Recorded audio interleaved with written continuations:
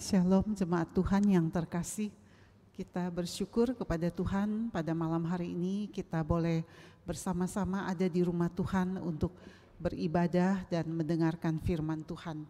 Sebelum kita merenungkan firman Tuhan, mari kita satukan hati kita masuk di dalam doa.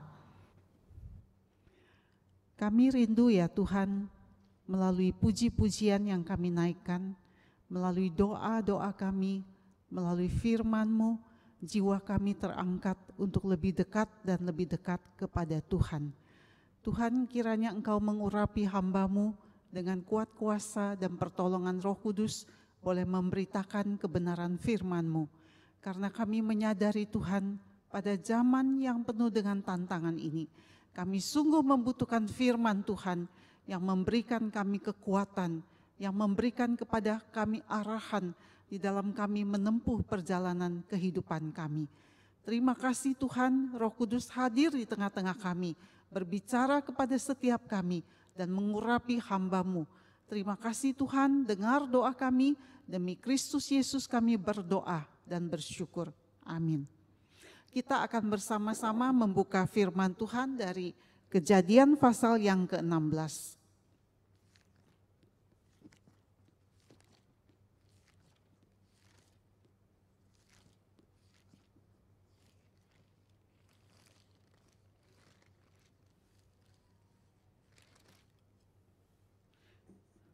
Kejadian pasal yang ke-16, firman Tuhan berbunyi seperti demikian. Adapun Sarai, istri Abram itu tidak beranak. Ia mempunyai seorang hamba perempuan orang Mesir, Hagar namanya. Berkatalah Sarai kepada Abram, engkau tahu Tuhan tidak memberi aku melahirkan anak. Karena itu baiklah hampiri hambaku itu, mungkin oleh dialah aku dapat memperoleh seorang anak. Dan Abram mendengarkan perkataan Sarai. Jadi Sarai istri Abram itu mengambil Hagar, hambanya, orang Mesir itu, yakni ketika Abram telah 10 tahun tinggal di tanah Kanaan, lalu memberikannya kepada Abram suaminya untuk menjadi istrinya. Abram menghampiri Hagar, ia lalu mengandunglah perempuan itu. Ketika Hagar tahu bahwa ia mengandung, maka ia memandang rendah akan nyonyanya itu. Lalu berkatalah Sarai kepada Abram, penghinaan yang kuderita ini adalah tanggung jawabmu. Akulah yang memberikan hambaku kepada kepangkuanmu. Tetapi baru saja ia tahu bahwa ia mengandung, ia memandang rendah akan aku. Tuhan kiranya yang menjadi hakim antara aku dan engkau. Kata Abram kepada Sarai, hambamu itu di bawah kekuasaanmu. Perbuatlah kepadanya apa yang kau pandang baik. Lalu Sarai menindas Hagar sehingga ia lari meninggalkannya. Saudara-saudari sekalian, saya rasa tentu kita sudah sangat familiar ya kisah mengenai Hagar dan Sarah ini. Nah, nanti kita akan bahas lebih lanjut. Kita tahu bahwa menanti itu adalah sesuatu hal yang sangat sulit, ya. Menanti itu sesuatu hal yang sangat sulit. Tetapi tetap percaya pada saat kita menanti itu jauh lebih sulit. Karena di dalam menanti itu dibutuhkan satu iman, kesabaran, dan penyerahan total kepada Tuhan. Kita mengenal Tuhan kita itu adalah Tuhan yang progresif, ya, Tuhan yang responsif dan Tuhan yang dinamis. Tuhan yang selalu berespon terhadap setiap pergumulan kehidupan kita. Tuhan yang selalu mendengar seru doa kita. Tetapi ada kalanya Tuhan itu diam. 1000 bahasa. Ketika kita berseru-seru kepada Tuhan, ketika kita bahkan bergumul, berjerit kepada Tuhan, Tuhan diam 1000 bahasa. Bukankah Tuhan yang kita kenal itu adalah Tuhan yang agresif, Tuhan yang progresif, Tuhan yang dinamis, Tuhan yang responsif terhadap semua permohonan kita. Tetapi kenapa ada kalanya Tuhan itu diam? Ketika Ayub di dalam penderitaan yang bertubi-tubi, dia bertanya kepada Tuhan, mengapa engkau diam ya Tuhan? Ketika Yohanes Pembaptis di dalam penjara, dan Yesus tidak mengunjungi dia. Lalu dia mulai ragu-ragu terhadap Yesus. Padahal Yohanes itu yang memperkenalkan Yesus kepada orang banyak pada waktu itu. Lalu dia bertanya seperti demikian, apakah engkau adalah Mesias yang akan datang atau kami masih harus menantikan yang lain? Yesus kemudian memberikan respon, pergi katakanlah kepada Yohanes Pembaptis seperti demikian. Akhirnya Yesus memberikan respon berkata kepada muridnya demikian, berbahagialah mereka yang tidak kecewa lalu menolak aku. Nah, saudara-saudari sekalian, saudara dan saya pernah mengalami ketika kita berdoa sekian lama, bahkan bertahun-tahun, Tuhan itu belum menjawab. Atau kita ada pergumulan yang berat, kita berdoa sekian lama, Tuhan sepertinya diam. Waktu itu kita mulai ragu-ragu dan goyah terhadap kasih Tuhan. Lalu kita mulai mencari akal, bagaimana cari jalan keluar untuk menyelesaikan masalah kita. Nah, begitu juga yang dialami oleh Abraham dan Sarah ketika istri Abraham mandul. Nah, Tuhan berjanji memberikan keturunan kepada Abraham dan Sarah, dan sejak janji itu diberikan, sudah 10 tahun mereka menanti. Dan sesungguhnya mereka itu bukan menanti hanya 10 tahun, tapi sudah jauh lebih daripada 10 tahun mereka menanti. Dan usia mereka sudah semakin bertambah, belum ada tanda-tanda bagi Sarah untuk mempunyai anak. Dan Sarah yang sudah tua ini tidak mungkin lagi mengandung menurut pemikiran manusia. Dan dia sudah habis kesabarannya. Kemudian dia pikir dan memakai cara sendiri untuk menyelesaikan masalah ini. Dan dia mengambil budaknya untuk menjadi gundik Abraham dan melahirkan seorang anak yang bernama Ismail. Kita tahu bahwa tradisi ini biasanya terjadi ya di daerah timur pada waktu itu. Dan sementara akhirnya sepertinya satu kebutuhan untuk mendapat anak itu sudah terpenuhi. Tetapi akibatnya justru menimbulkan satu masalah baru di dalam rumah tangga Abraham. Hagar kemudian menjadi besar kepala dan dia lupa diri dan dia menghina nyonyanya. Kita tahu bahwa Hagar ini adalah seorang budak yang pada waktu Abraham dan Sarah mengungsi ke Mesir, mereka membawa, katakanlah mereka membeli budak ini dari Mesir dan membawa pulang ke kampung halaman mereka. Hagar berasal dari Mesir. Dan kita tahu juga bahwa ketika Hagar, seperti catatan Alkitab ini, ketika Hagar tahu dia mengandung, dia melunjak dan dia besar kepala. Saudara-saudari sekalian, kemudian hari kita juga mengetahui bahwa keturunan dari Ismail dan keturunan dari Ishak ini, mereka sampai saat ini menjadi musuh bebuyutan. Kita melihat di sini saudara-saudari sekalian, menyelesaikan persoalan dengan cara sendiri. Tanpa melibatkan Tuhan akan menimbulkan satu masalah yang baru dan keadaan akan bertambah rumit. Ketika kita mencoba menyelesaikan persoalan dengan cara kita sendiri tanpa kita melibatkan Tuhan, di sini bukan berarti kita tidak boleh memikirkan akal, cara, jalan keluar dan sebagainya. Bukan, tetapi menyelesaikan persoalan tanpa melibatkan Tuhan, atau dengan kata lain tanpa tidak memakai prinsip-prinsipnya Tuhan, maka akan menimbulkan masalah yang baru dan keadaan bertambah rumit. Ketika Tuhan diam dan pada saat kita sangat membutuhkan pertolongannya, kenapa Tuhan diam? Tuhan diam, saudara-saudari sekalian, sesungguhnya Ia sedang membentuk dan menguji iman kita. Sesungguhnya Tuhan sedang membentuk dan menguji iman kita. Kita tahu bahwa Abraham itu disebut sebagai bapak orang yang beriman. Bukan kebetulan, bukan secara instan. Abraham itu bisa muncul sebagai bapak orang yang beriman. Tetapi karena dia sudah melalui satu proses waktu, ujian yang berat dan ujian yang sangat panjang. Salah satu ujian yang sangat berat yaitu menantikan keturunan. Ujian demi ujian dihadapi oleh Abraham dan Tuhan memakai ujian ini untuk membentuk imannya. Sampai kepada satu titik di mana Tuhan menguji Abraham. Akhirnya mendapatkan anak itu bukan lagi menjadi tujuan Abraham. Kenapa saya mengatakan demikian? Karena ketika Tuhan meminta Abraham mempersembahkan Ishak, walaupun dengan hati yang bergumul, Abraham memberikan Ishak sepenuhnya kepada Tuhan. Jadi kita melihat di sini mendapatkan anak bukan lagi menjadi tujuan utamanya Abraham, tetapi hidup berkenan kepada Tuhan. Itu yang menjadi tujuan utama di kemudian hari ketika Abraham sudah melewati ujian demi ujian.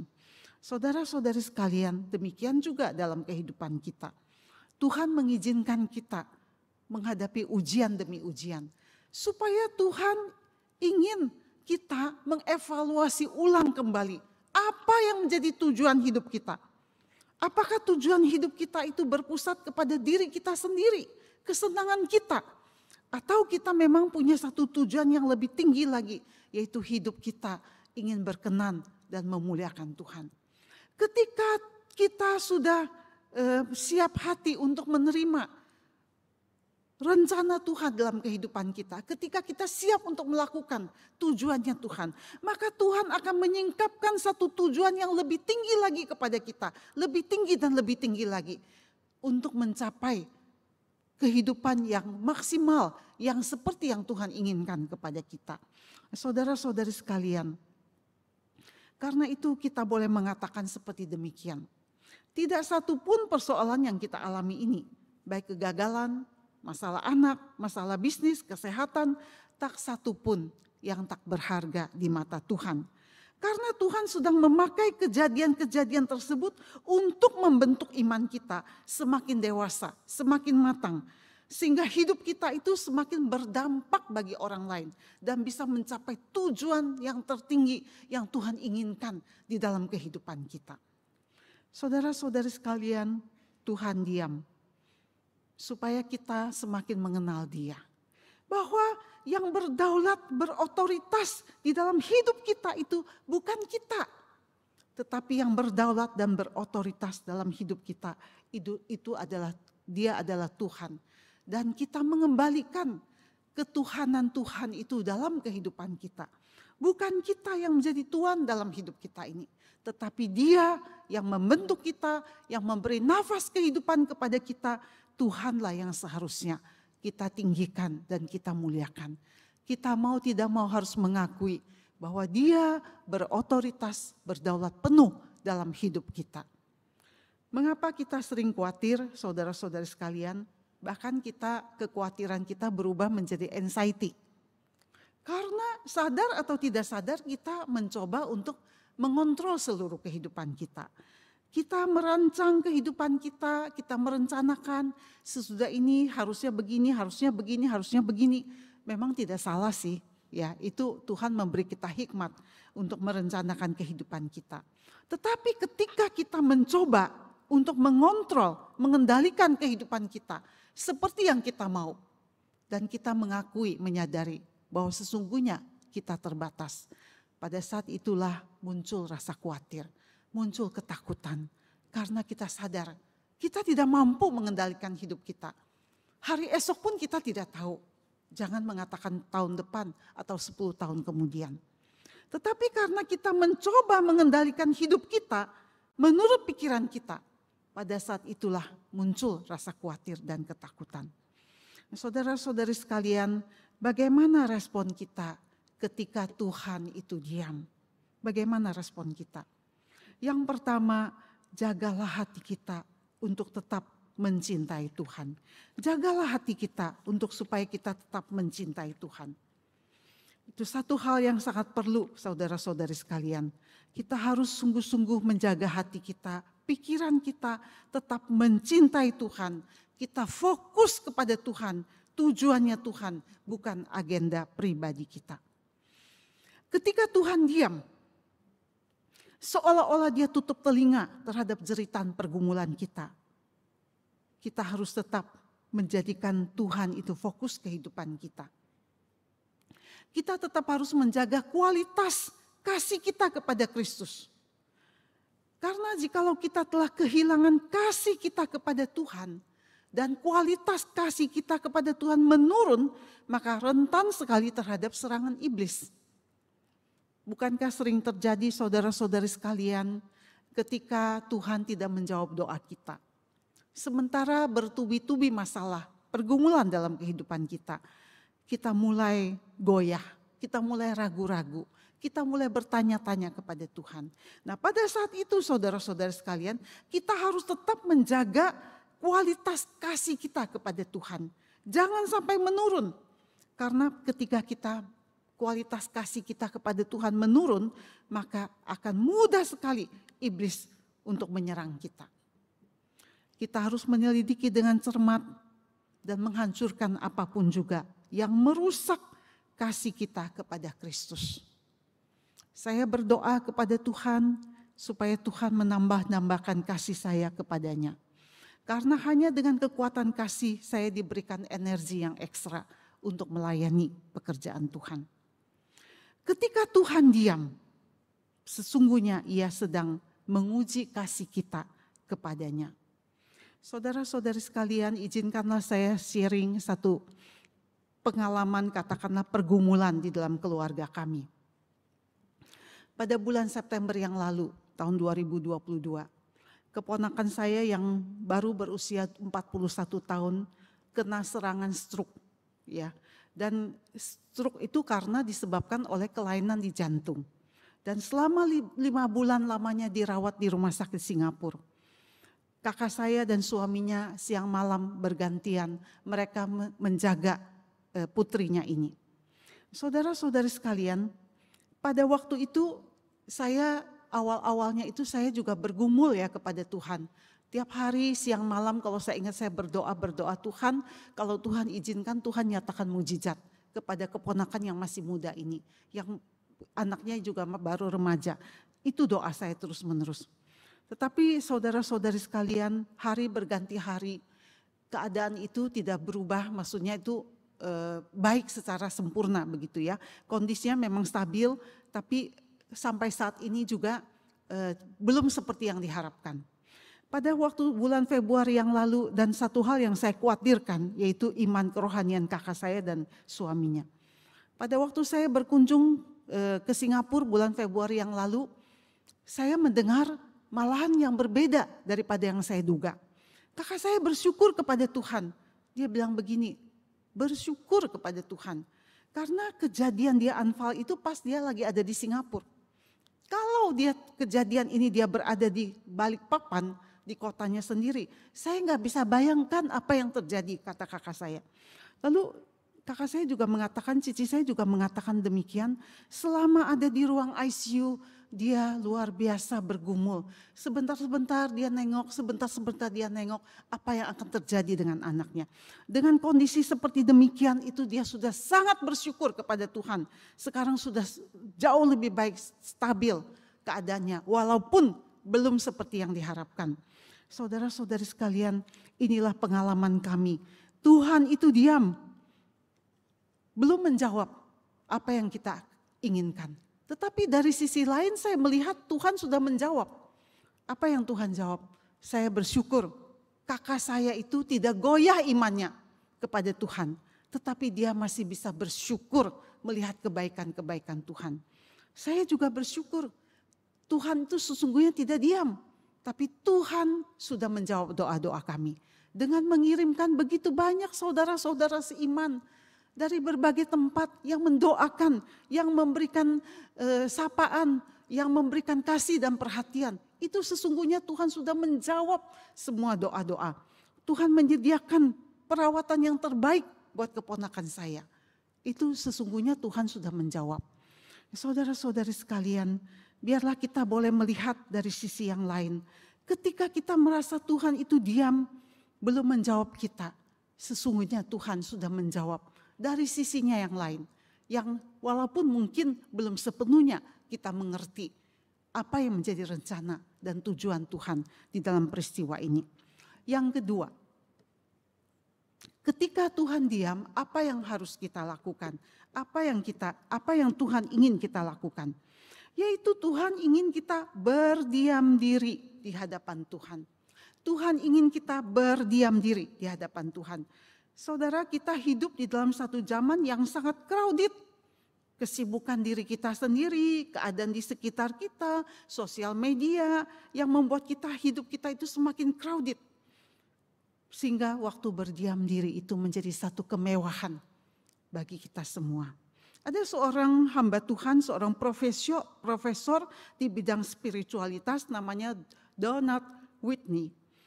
Dia mengatakan seperti demikian, ketika dia masih kecil, dia melihat di pedesaan Amerika, tempat tinggal kakek neneknya itu bisa menikmati quiet time bersama dengan Tuhan.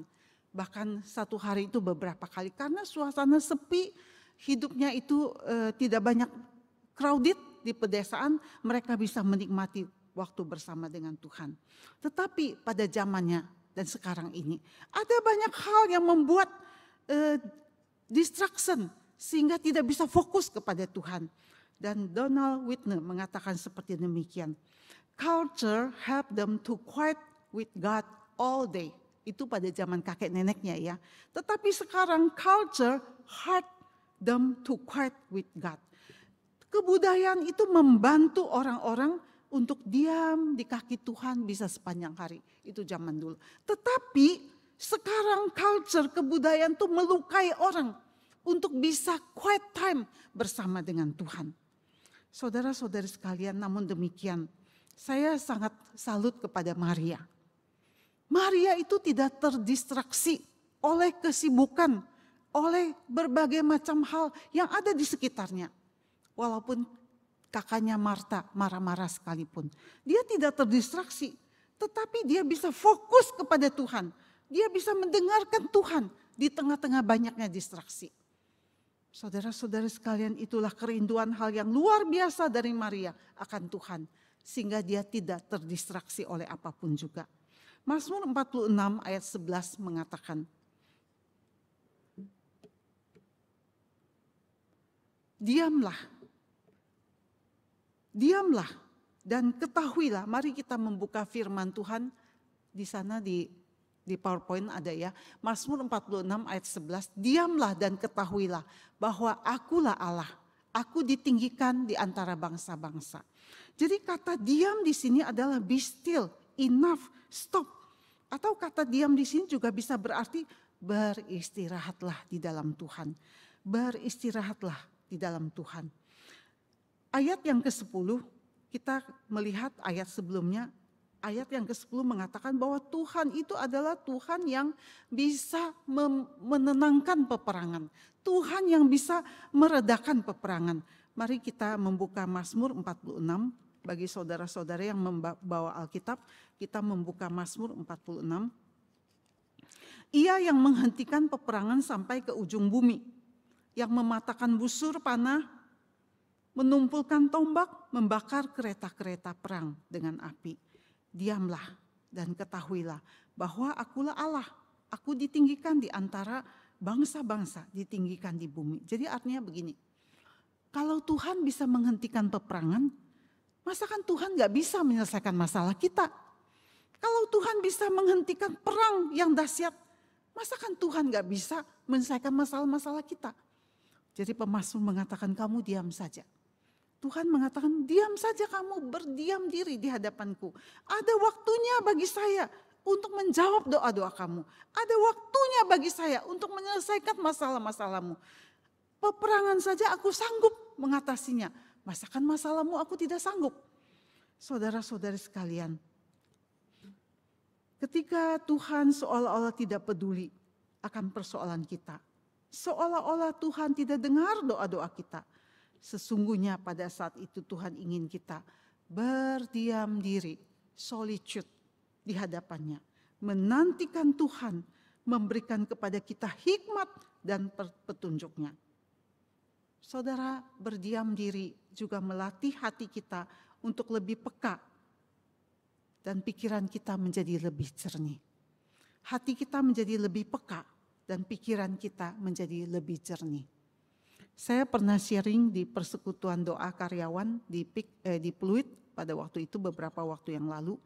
Kalau kalian menghadapi masalah, persoalan baik di dalam pekerjaan atau hal yang lain, kalau belum bisa mendapatkan solusi, ada baiknya diam sejenak ya, berdiam sejenak 5 menit lebih baik daripada kita mau langsung menyelesaikan masalah. Karena apa? 5 menit itu untuk apa? 5 menit itu untuk berpikir. 5 menit itu untuk berdoa. 5 menit untuk merenung. Tunda 5 menit untuk mengambil keputusan. Itu akan bisa lebih baik daripada kita cepat-cepat mengambil keputusan. Tunda 5 menit untuk kita mencari solusi. Itu akan lebih baik. Karena 5 menit itu akan kita pakai untuk berdoa, bertanya kepada Tuhan. Saudara-saudara sekalian, ketika Tuhan diam, sesungguhnya Dia tidak diam. Karena ada maksud Tuhan di balik Dia diam. Apa maksud Tuhan di balik Dia diam? Supaya kita berdiam diri di hadapan Tuhan. Kita memberikan kesempatan kepada Tuhan, menyapa kita dan berbicara secara pribadi kepada kita. Kenapa hari ini kita merasakan Tuhan itu tidak berbicara kepada kita, saudara-saudari sekalian? Sesungguhnya Tuhan siap untuk berbicara kepada kita. Tetapi kita yang tidak siap untuk mendengarkan Tuhan. Kita tidak memberikan hati dan tidak memberikan telinga untuk Tuhan berbicara kepada kita. Apa maksud Tuhan di balik Dia diam? Supaya kita memberi kesempatan kepada Tuhan menyapa kita, menghibur kita, menguatkan kita. Supaya kita peka terhadap pertolongan Tuhan melalui orang-orang di sekitar kita, melalui firman-Nya, melalui banyak hal.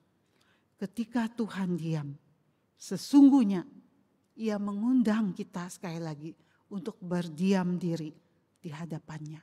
Mari kita berdoa.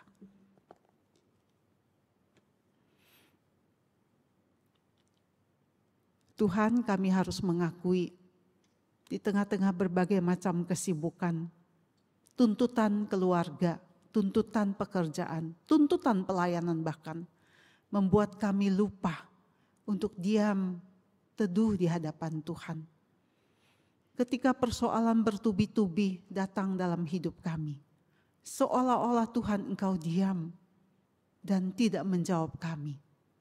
Sesungguhnya Engkau sudah menjawab kami dan menolong kami, walaupun mungkin bukan menurut cara dan keinginan hati kami. Pada malam hari ini Tuhan, sekali lagi kami ingin berdiam diri di hadapan-Mu.